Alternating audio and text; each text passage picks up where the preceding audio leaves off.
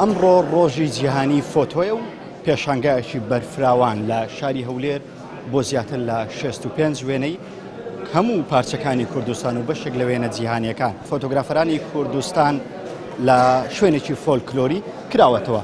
هەر وێنەیەکیان تعبیرێکی جیاواز و هەر وێنەیەکیان دیمەنێکی جیاواز و هەر وێنەیەکیان کۆمەڵی چیرۆکی جیاواز لەخۆ دەگرن. مامۆستا ئەم پێشانگایەتان چۆن بەڕێوە دەچێت و ئەو کەسانەی لەم پێشانگایە بەشدارن فۆتۆگرافەرەکان هیچ کوێن و لە چین و توێژەکەن؟ زۆرترین چینی هوەری و فۆتۆگرافی و کەسایەتی فۆتۆگرافەکان تێدا بەشدارن ئەوڕۆ بە جۆش خۆشیش تایبەتەوە لەبەرەوەی ڕۆژی جیهانی فۆتۆشە. ئەگەر ئێمە باسی ئەم وێنەیە بکەین، من و بینەران ئەم وێنەیە بە وێنەیەکی ئاسایی و مناڵێکی چاوشی نەبینی. ئەوی فۆتۆگرافەران چۆن دەڕوانەوە وێنەیە؟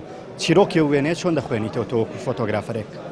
ئەوی هەموو فۆتۆیەک پەیامێکی تایبەتی تێدایە. ئەو زۆر جار بڵێن بینەر دەکاتە تابلۆیەک خۆی پەیامەکەی بۆ دادەڕێژی.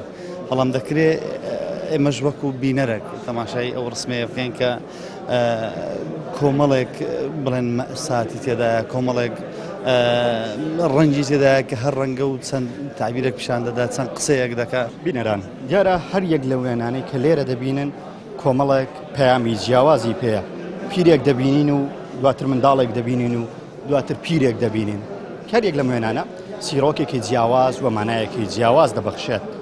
من بەشێک لە فۆتۆگرافەران وەردەگرم بزانین ئەوان لە ڕۆژی جیهانی فۆتۆوە چیان هەیە بۆ بینەرانی کەناڵی ئاسمانی پێیان. لە پێشەنگایەکی فۆتۆگرافی لە فستیڤاڵی کوردستان فۆتۆوە بەشدارم بە پۆترێتی دیوانەکەی کفری.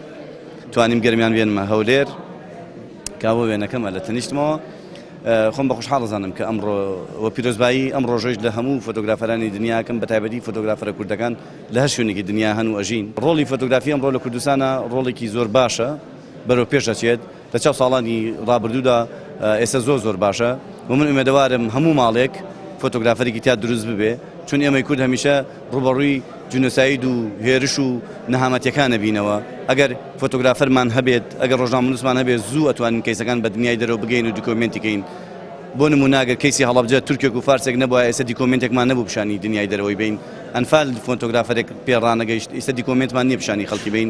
تا ڕادەیەک پێش چووە، بەڵام وەک بڵێ بە پێی پێویست نییە. یعنی بۆیە پێویستە بەڕاستی حکوومەت لەگەڵ لایەنە ڕۆشنبیریەکان، یعنی بەڕێوەبەراتی گشت و ڕۆشنبیری لە پارێزگاکان باەخی زیاتر بە ئەو ڕێکخراوانە و ڕێکخراوەکانیش لە نێوان خۆیان هەماهەنگی هەبێتن بۆ ئەوی زیاتر ئەو بەهرەی ئەو گەنجانە زیاتر پێش بخەن. بەر لە 5 ساڵ ڕێکخراوی کوردستان فۆتۆ لە هەرێمی کوردستان دامەزرا بەمەستی بەرەو پێشبردننی هونەری فۆتۆگرافەری لە هەرێمی کوردستان. ئەوەی لێرە بینرا بەرهەمی فۆتۆگرافەرانی کوردستان بوو لە هەر 4 پارچە و شارەزایانی بواری فۆتۆگرافەریش پێیان وایە فۆتۆگرافەری یان هونەری فۆتۆگرافەری تا ڕادەیەکی باش بەرەو پێشچووە لە هەرێمی کوردستان لە چاو ساڵانی ڕابردوو. عیمران ئەمیر، کەناڵی ئاسمانی پەیام، هەولێر.